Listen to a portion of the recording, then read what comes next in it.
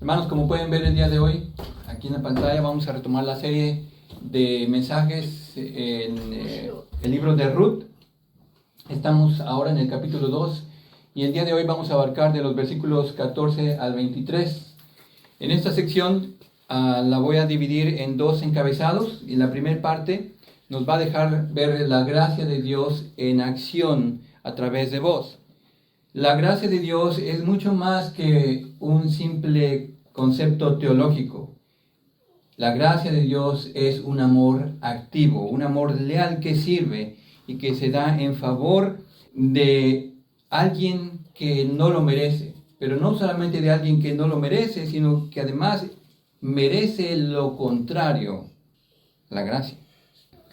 Eso es lo que veremos en los versículos 14 al 17. Y la segunda parte tiene que ver con el impacto o la transformación asombrosa que causó en Noemí cuando ella puede vislumbrar la benevolencia de Dios manifestada a través de un redentor bondadoso y generoso en vos.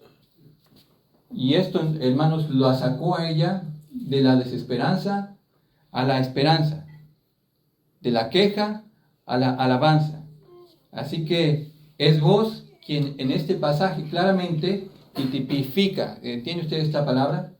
Es una figura de Jesucristo, de nuestro Redentor, quien ha sido bondadoso y generoso para con nosotros y por medio del cual hemos nosotros comprobado la benevolencia de Dios. Así que si tiene su Biblia y ya la tiene ahí abierta en el capítulo 2, vamos a dar lectura a estos pasajes, a estos versículos 14 al 23. Recuerda que aquí vos está hablando a Ruth.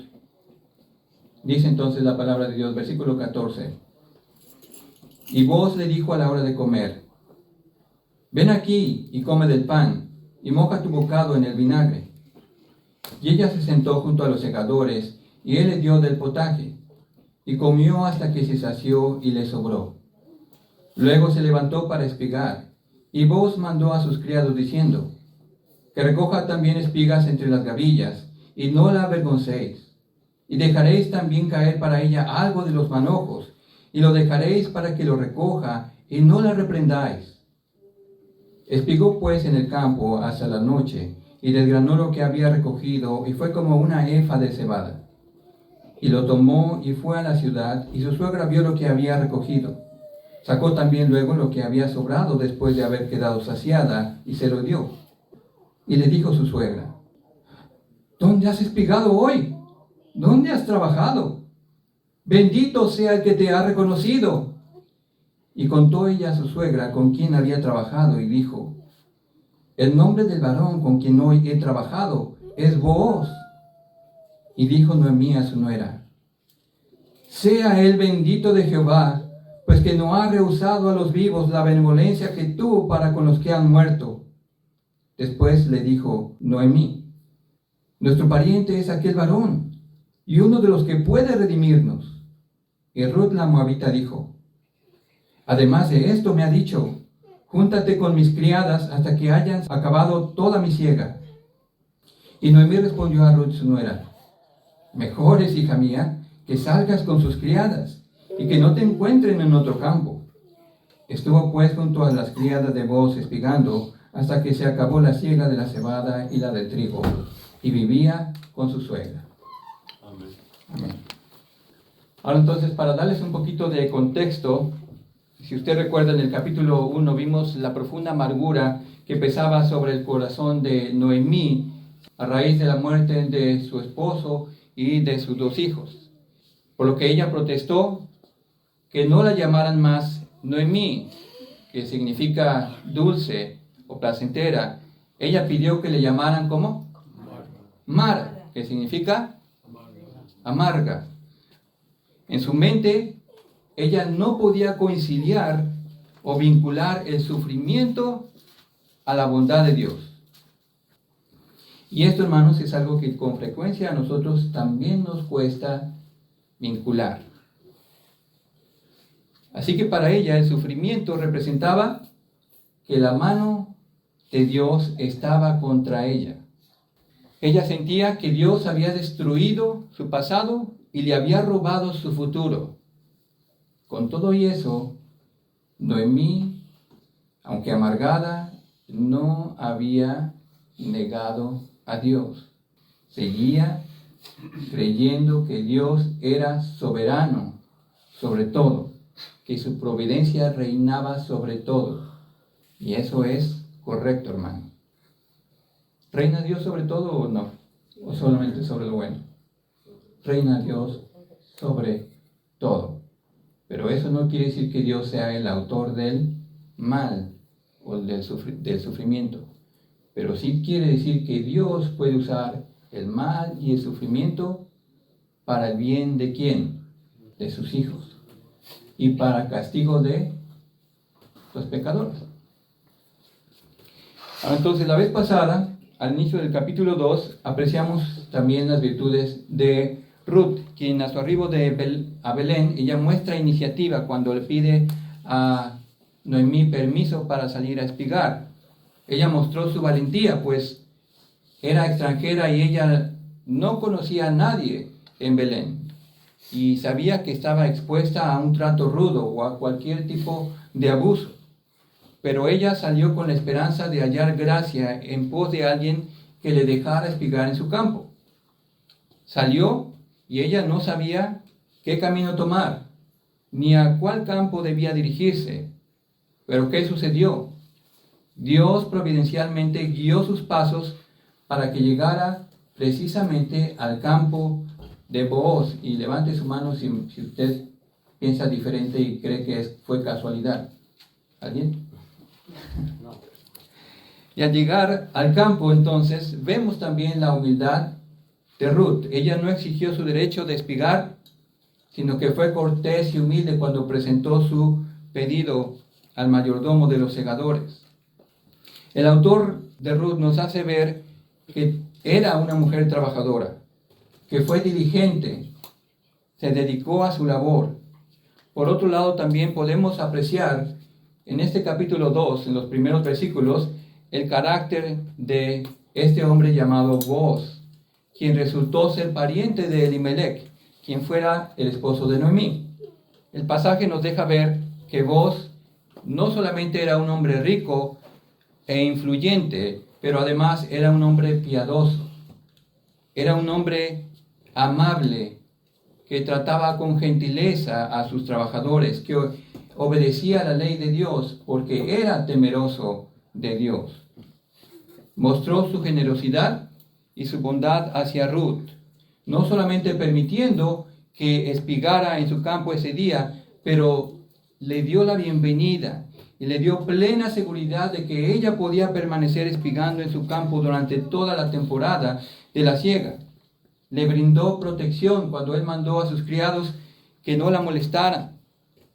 Fue cordial y atento con ella, tratando de satisfacer su necesidad, su sed. Le ofreció del agua que sus criados sacaban del pozo. ¿Cómo hubiera reaccionado usted a un trato así? Ahora, piense ahora como mujer. ¿Se habría usted sentido ofendida al recibir ese trato de parte de vos? ¿O reaccionaría como lo hizo Ruth, con humildad y gratitud? Ahora, esto es lo que vemos que hizo Ruth. Reaccionó con humildad, y el versículo 10 nos dice que ella, bajando su rostro, se inclinó a tierra, y ella declaró su propia indignidad de recibir una gracia tan grande. Lo vemos en la pregunta que hace Booz ahí en ese versículo 10. ¿Por qué he hallado gracia en tus ojos para que me reconozcas, siendo yo extranjera? Y la respuesta de Booz también es increíble. Primero, la alaba por su lealtad que mostró a Noemí, permaneciendo con ella. Reconoce lo que eso implicó para ella, tener que dejar a su padre y a su madre, y luego ir a un pueblo que era totalmente desconocido para ella. Luego él hace una oración ahí en el versículo 12. Jehová recompense tu obra y tu remuneración sea cumplida de parte de Jehová, Dios de Israel, bajo cuyas alas has venido a refugiarte. Así fue como Boaz apuntó la mirada de Ruth no hacia él mismo, sino hacia la gracia de Dios. Que una vez que se recibe esa gracia, como Ruth lo hizo, produce un anhelo de permanecer siempre ahí. Ella exclamó en el versículo 13, Señor mío, halle yo siempre gracia delante de tus ojos, porque me has consolado y porque has hablado al corazón de tu sierva. Hermanos, yo espero que este sea también el anhelo de nuestro corazón, permanecer en esa gracia de nuestro Redentor. Pero hermanos, ahí no termina lo asombroso de la gracia de Dios, porque como dije, la gracia de Dios es mucho más que meramente un concepto teológico. La gracia de Dios es visible a través de un amor activo, de un amor que sirve, que se da generosamente a otros. Y eso es lo que hace Boaz. Así que el primer encabezado que vamos a ver el día de hoy es este. Boaz ejemplifica la gracia de Dios en acción. Ahora, parece evidente que entre el fin del versículo 13 y el comienzo del versículo 14 transcurrieron por lo menos un par de horas. Cuando Boaz invita a Ruth a compartir su mesa, en el versículo 14, le dice, ven aquí y come del pan y moja tu bocado en el vinagre. Seguro que Ruth se quedó, ¿estás hablando a mí? ¿Yo? Sí, ven, siéntate, come del pan. Luego dice el versículo, y ella se sentó junto o a un costado de los segadores, y él le dio del potaje. Y él le dio del potaje. Note que Boaz no simplemente se limitó a decirle, ven, anda ahí, sírvete ahí, agárrale ahí de lo que tú quieras, ¿no? Sírvete. No, realmente lo que expresa ahí el texto hebreo, cuando dice le dio, significa extender la mano para ofrecer algo, lo cual quiere decir que él le sirvió una porción generosa del potaje. Y este era un acto de respeto que normalmente se reservaba para invitados especiales. De ahí que usted pueda imaginar cuán asombrada debía estar Ruth. El amo de la tierra me está sirviendo a mí, una extranjera insignificante, un plato abundante de comida. Y vea que Ruth no se hizo de la boca chiquita, ¿verdad? Porque dice que comió hasta que se sació y le sobró. Lo que nos hace ver aquí esto es que la gracia de Dios es abundante y más que suficiente para saciar nuestros corazones. Ahora usted ve ahí en el versículo 15, que después de ese tiempo de refrigerio, Ruth dice, ¿qué? Es hora de la siesta. Ay, corazón contento, barriga llena, corazón contento. Ahora, a la siesta. No. Ella se levantó para seguir espigando. Pero la bondad y la generosidad de Boaz no terminó después de la comida, sino que él sigue extendiendo su gracia sobre ella a través de una serie de mandamientos que da a sus criados. Pero note que él no dio un reporte a Ruth para decirle qué es lo que iba a hacer, qué es lo que iba a ordenar a sus criados. Y así pasa con nosotros muchas veces. Dios sigue extendiendo su gracia para con nosotros, obrando a nuestro favor en formas que nosotros ni siquiera sabemos, pero que están trabajando para nuestro bien. Y eso puede incluir, hermanos, el sufrimiento, como lo incluyó en la vida de Noemí. Vean los primeros 2 mandamientos que da a sus criados, ahí en el versículo 15. Que recoja también espigas entre las gavillas.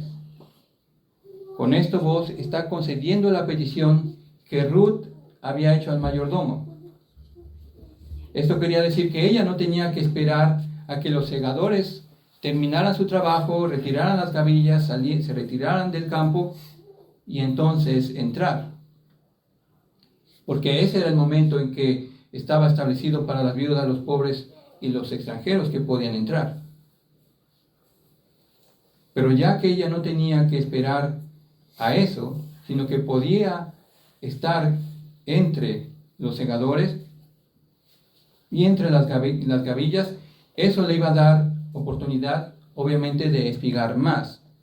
Y Booz añade, y no la avergoncéis. En otras palabras, no la humillen. Trátenla con respeto. Y vean la otra orden que Booz da a sus criados ahí en el versículo 16. Y dejaréis también caer para ella algo de los manojos y lo dejaréis para que lo recoja. Una evidencia más de la generosidad de Booz. Ruth no solamente recogería la cebada que había caído por accidente, sino que ahora iba a recoger mucho más de lo que intencionalmente iban dejando para ella. Y vea la última parte de su orden. Y no la reprendan. No le digan nada en desaprobación por recoger lo que ustedes han dejado a propósito. Ahora vea cuánto juntó Ruth ahí en el versículo 17. Espigó pues en el campo hasta la noche y desgranó lo que había recogido y fue ¿cuánto? 22 litros de cebada. ¿Cuánto? 22. 22. ¿Alguien da más o menos? ¿No? Okay. Bueno, la Reina Valera dice una efa de cebada, que equivale, según algunos comentarios, a 5 galones, o habría en peso aproximadamente 30 libras. Evidentemente la diligencia de Ruth es admirable, con todo y que fue favorecida, ¿verdad? Ella trabajó con esmero hasta la noche. Ahora escuche vea lo que dice aquí Proverbios 13:4. El alma del perezoso desea y nada alcanza, mas el alma de los diligentes será prosperada. O como traduce la Biblia de las Américas, quedará satisfecha. Pero ¿quién o qué es lo que hace prosperar el alma o la satisface? ¿Su propio esfuerzo? No. La gracia abundante de Dios. Recuerde que de no haber sido por la generosidad de Booz, Ruth no habría podido recoger todo lo que consiguió, que era suficiente para alimentar a ella y a Noemí por varias semanas. Lo que recogió equivalía a la paga de medio mes para un cosechador. Pero fueron las órdenes que dio Booz a sus criados las que habían garantizado el éxito de Ruth. Ahora, tengan en mente entonces que no es el esfuerzo o la diligencia de Ruth la que le hizo ganar el favor de Booz, ¿o sí? No. Recuerde que el mismo Booz apuntó a la gracia de Dios, quien se deleita en bendecir a aquellos que se refugian en Él. Pero una vez que estamos bajo el refugio de la gracia divina, eso no quiere decir, hermanos, que ahora es tiempo de echarnos a la hamaca para rascarnos el ombligo. No. Ahora, puesto que estamos bajo la gracia divina, que nos ha hecho aceptos a nuestro Dios y tenemos garantizado nuestro éxito por la obra de Cristo a nuestro favor, entonces ahora debemos esforzarnos no para ganarnos las riquezas que ya se nos han sido dadas por gracia y que tenemos reservadas en Cristo, sino para servir al propósito por el cual fuimos alcanzados. ¿Sabe usted cuál es ese propósito? ¿Por qué Dios le ha alcanzado en su gracia? Para manifestar su gloria, para manifestar su misericordia. Así entonces nosotros debemos esforzarnos también para glorificar el nombre de nuestro Salvador y que su reino sea extendido en toda la tierra. Ahora, piense, por ejemplo, en el mandato que Pablo dio a Timoteo en 2 Timoteo 2:1. Tú pues, hijo mío, esfuérzate en la gracia que es en Cristo Jesús. Esfuérzate en la gracia que es en Cristo Jesús. Note que no dice esfuérzate para ganar la gracia de Cristo, sino esfuérzate en la gracia.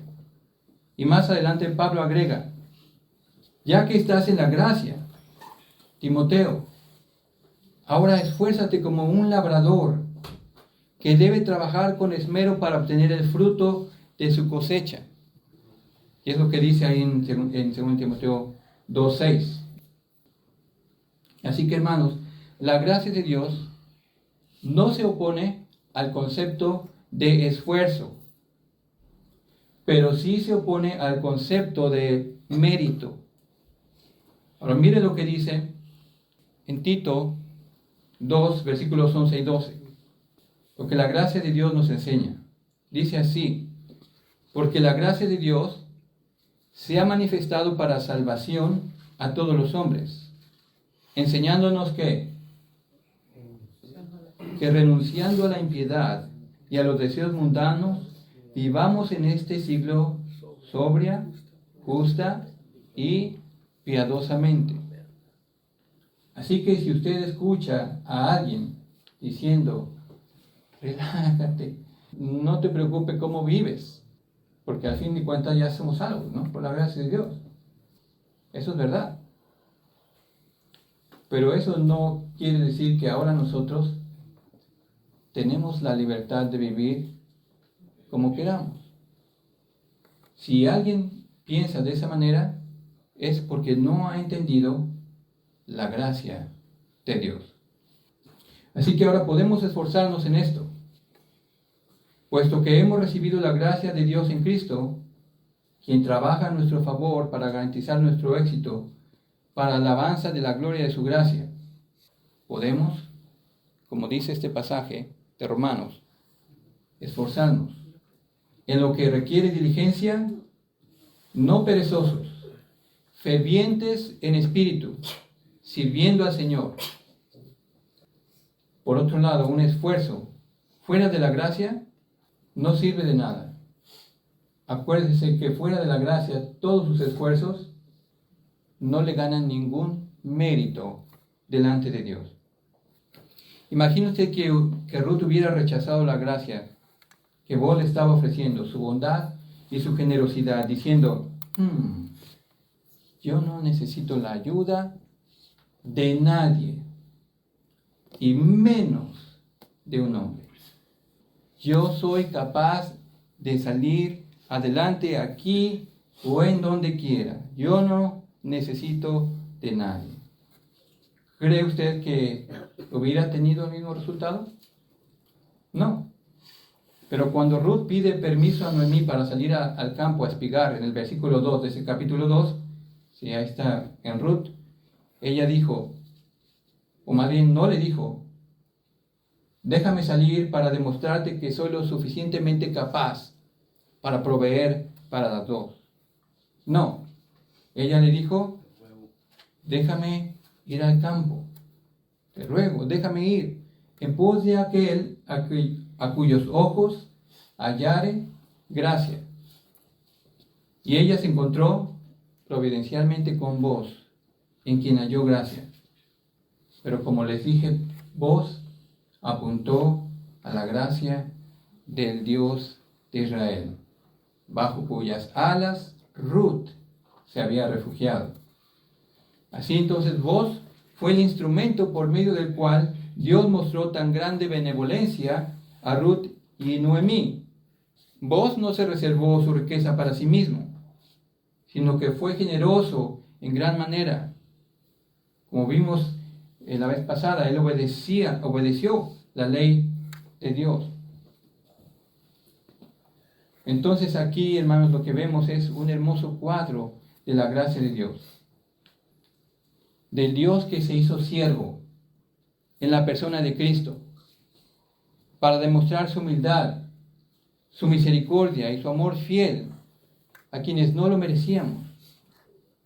Él vino para salvarnos al costo más alto, por medio de su muerte sustitutiva y su resurrección.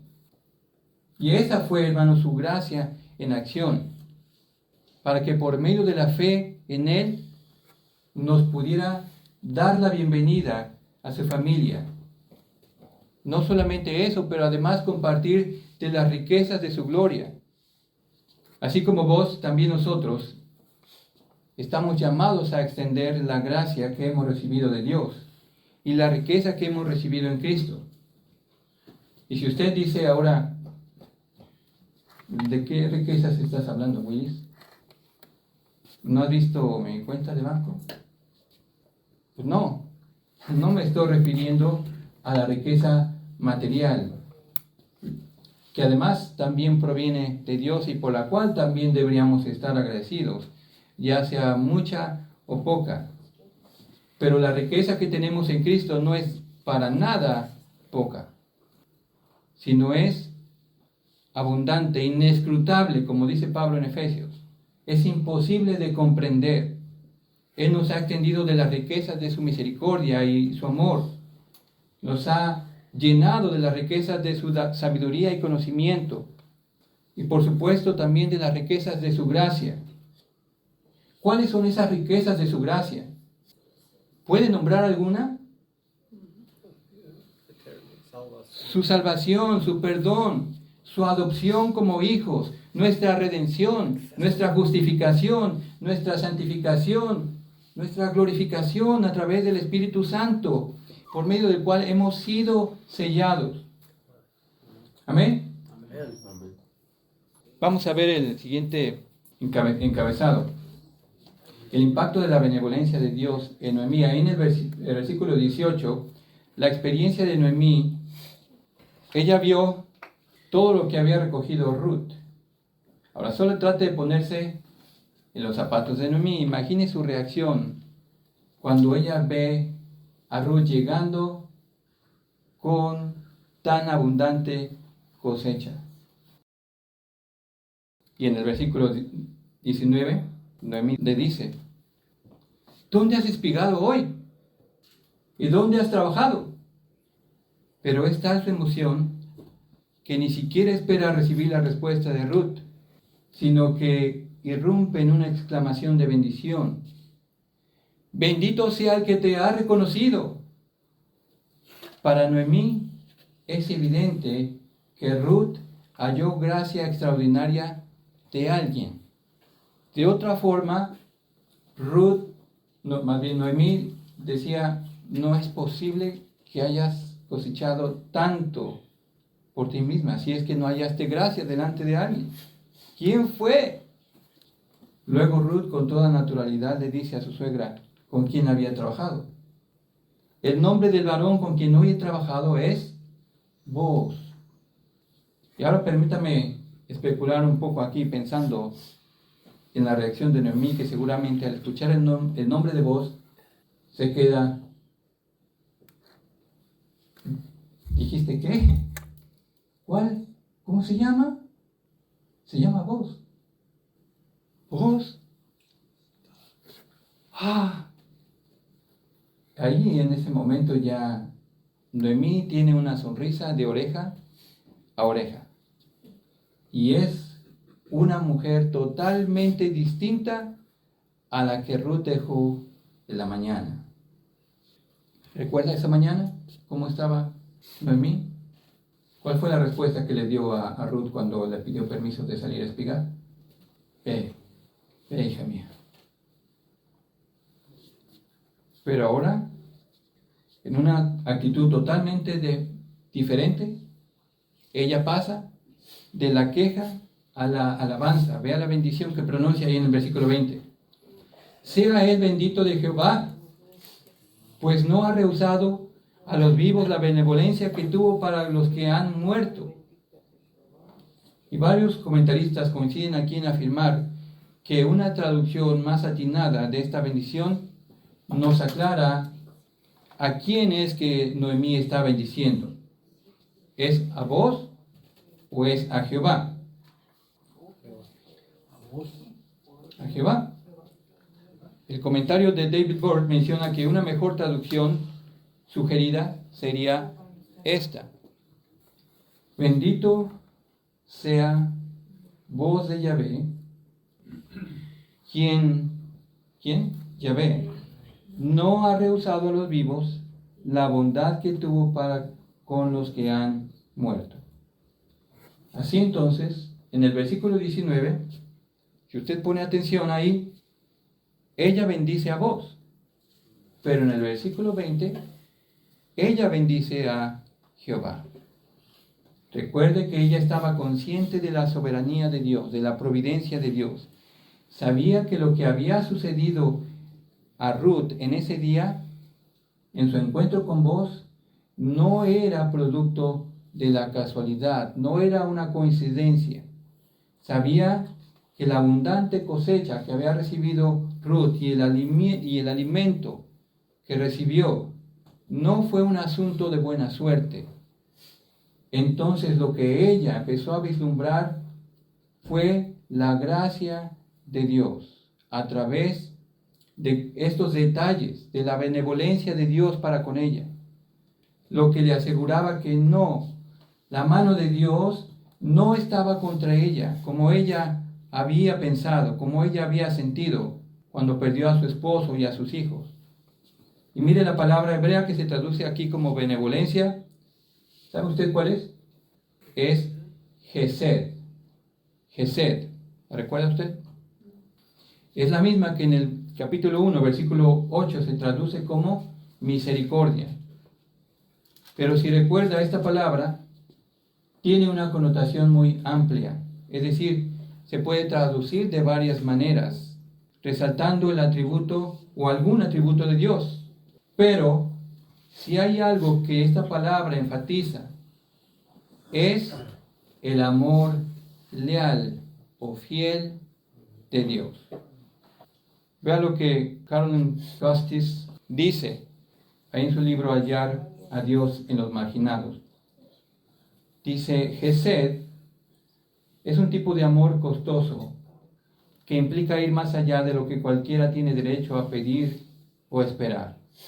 Es el tipo de amor que actúa en las acciones de Ruth, vos y en última instancia también en las de Noemí. La conciencia del Gesed de Dios por ella sopla nueva vida al alma afligida de Noemí. Después de todo, Yahvé la ama. Luego agrega: Yahvé es el máximo dador de Gesed. La confianza y la esperanza del pueblo de Dios se basan en el hecho de que Yahvé es abundante en amor. Gesed. Así que, hermanos, el autor de Ruth nos hace ver que el Gesed de Dios, su amor leal, su benevolencia, es la causa del cambio dramático en Noemí. La cebada, la comida, fueron los medios. Vos fue el instrumento. Pero la mirada de Noemí no se quedó ahí, sino fue más allá. Pudo vislumbrar la mano de Dios, por lo que su desesperanza se convirtió en esperanza. Su alma había sido renovada. Ella ya no siente el peso de la amargura que sentía como una losa sobre ella. Seguramente ahora Ruth podía llamarle por su nombre, Noemí, dulce o placentera. sin que ella se ofendiera por eso. Y hermanos, cuando en nuestro caminar con Dios, las dificultades, el dolor o la amargura impacten nuestra vida, seguramente tratarán también de impactar nuestra vida espiritual. El concepto que tenemos de nosotros mismos y el concepto que tenemos de Dios. Pero no piense que Dios está contra usted. Más bien, con toda humildad ruegue al Señor que en su misericordia le permita vislumbrar su gesed, su fidelidad, su amor leal hacia usted, su cuidado y su benevolencia, porque esto es lo que va a estar renovando su fe. ¿Lo cree? Ahora vea que a consecuencia de esto, entonces Noemí es capaz ahora de quitar los ojos sobre sí misma. Hermanos, cuando estamos con una amargura, con un dolor muy profundo, nuestros ojos están puestos en nosotros mismos.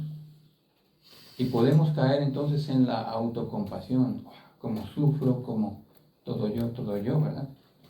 Pero ahora, Noemí entonces puede levantar sus ojos y ver, ya no solamente verse a ella misma, pero empezar a ver a Ruth y ocuparse de Ruth.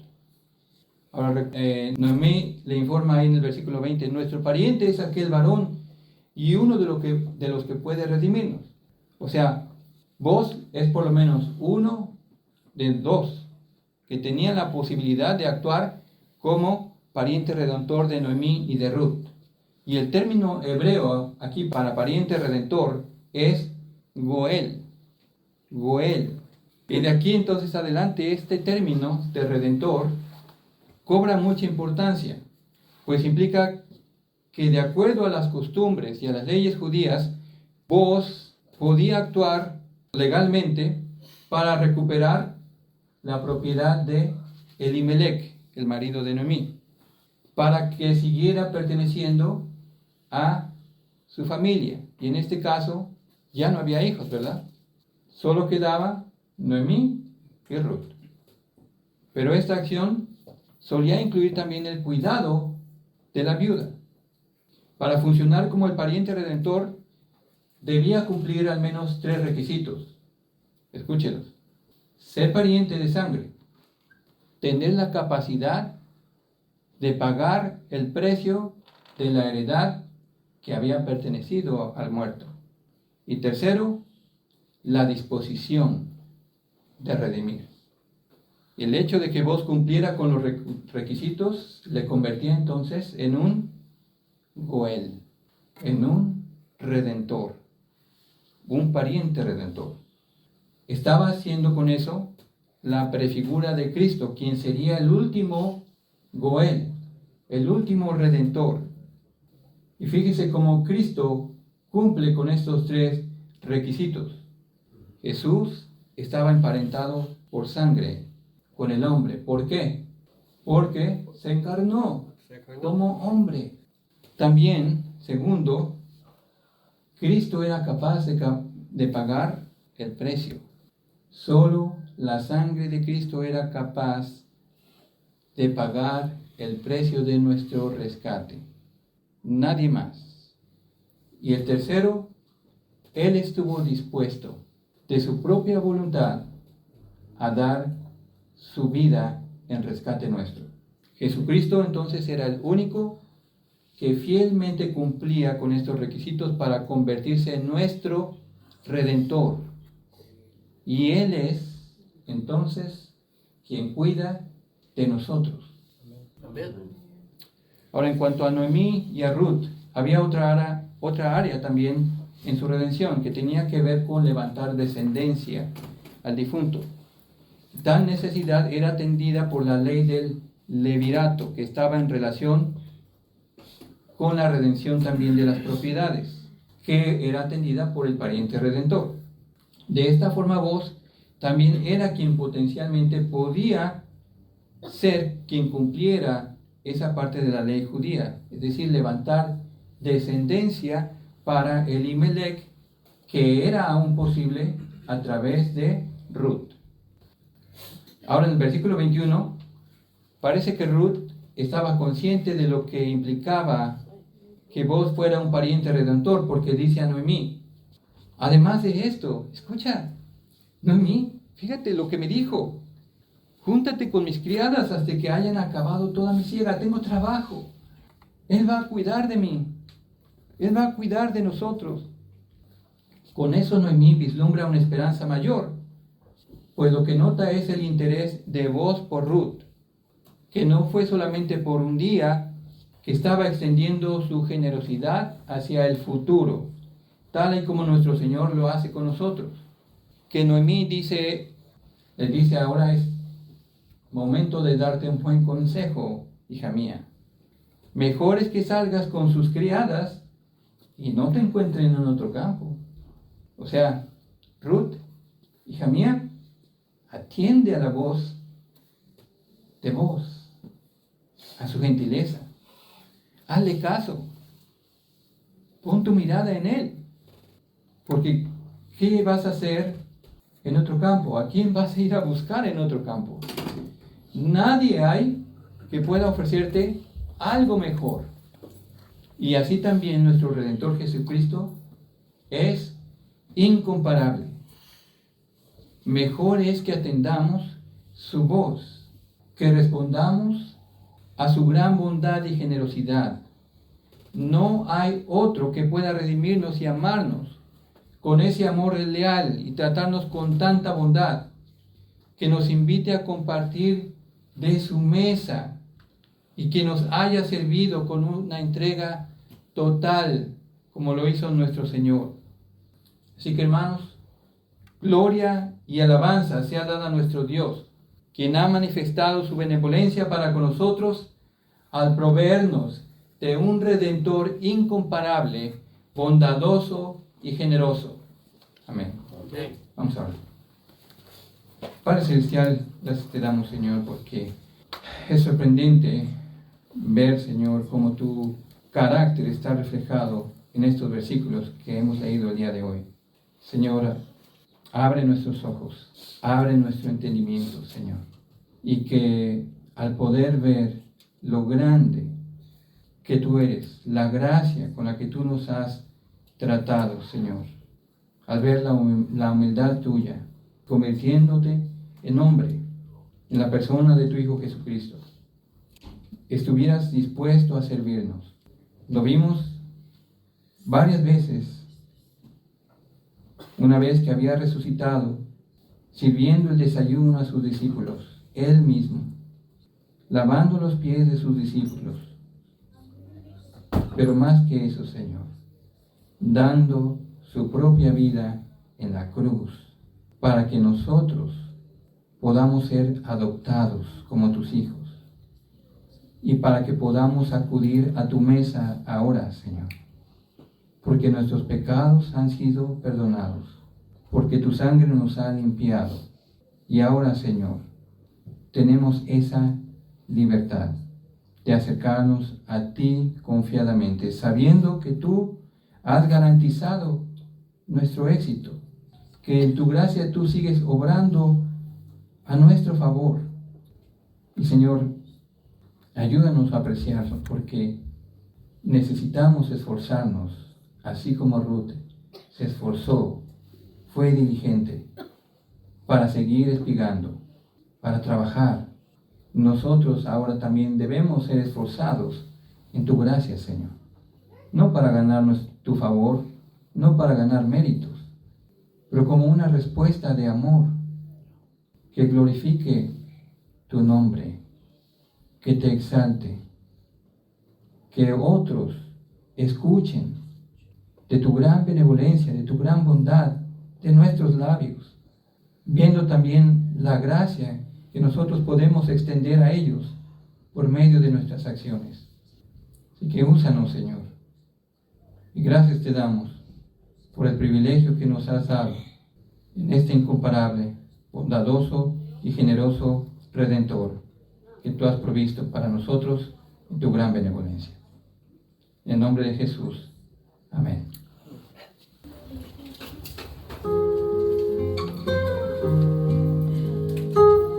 Mientras canta, piense en este privilegio que el Señor nos ha dado al poder refugiarnos bajo su gracia.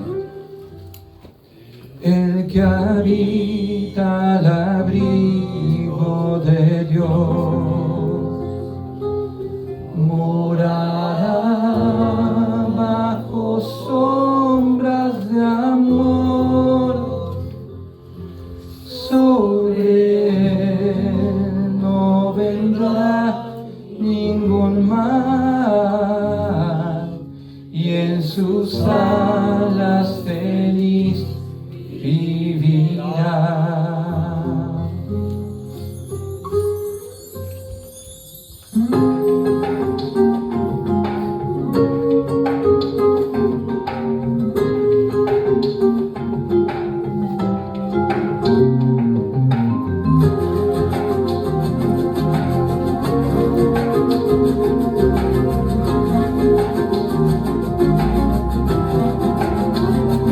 El que habita al abrigo de Dios morará bajo sombras de amor. Sobre él no vendrá ningún mal, en sus alas feliz vivirá. Oh, yo quiero habitar al abrigo de Dios, solo allí encontraré paz y profundo amor. Mi delicia es con él, comunión disfrutar y por siempre su nombre alabar.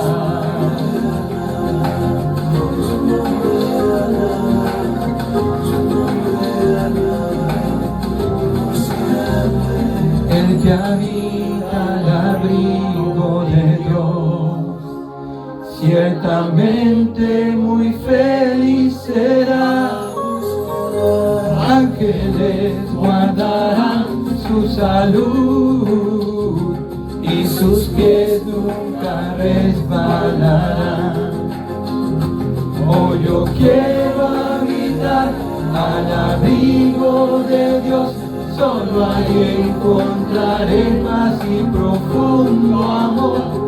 Mi delicia es con él, comunión disfrutar y por siempre su nombre alabar.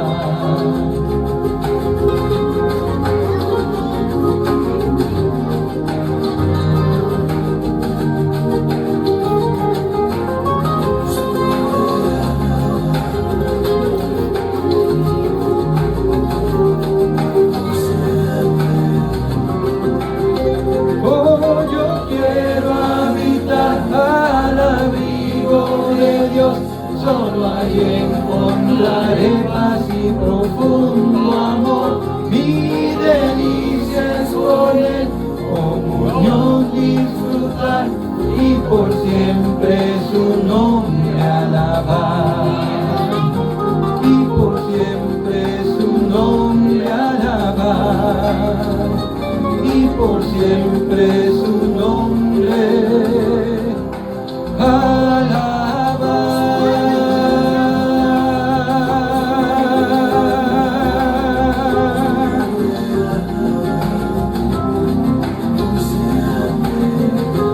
Mi delicia es con él,